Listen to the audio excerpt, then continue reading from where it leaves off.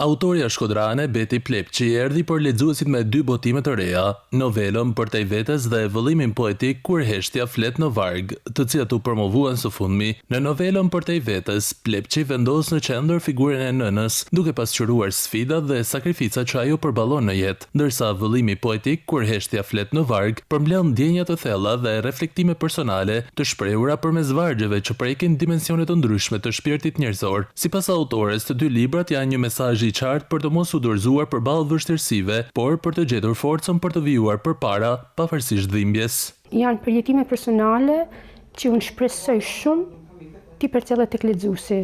sepse jeta ka në çfarëdo sensi ka vështirësitë e veta.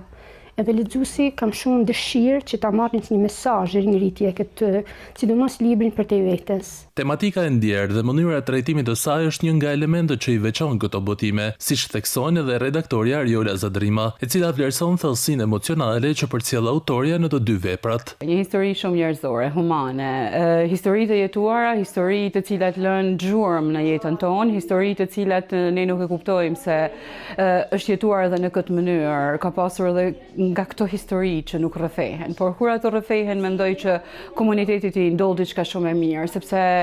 përballet me një tjetër sistem, me të kaluarën. Për tej vetes dhe Kur heshtja flet në varg janë botimet më të fundit të Beti Plepçit, e cila vijon të ruajë të njëjtën qasje, duke zgjedhur që librat e saj t'i dhurojë për lexuesit njësoj si me veprën e saj të parë, Malli i Patretun.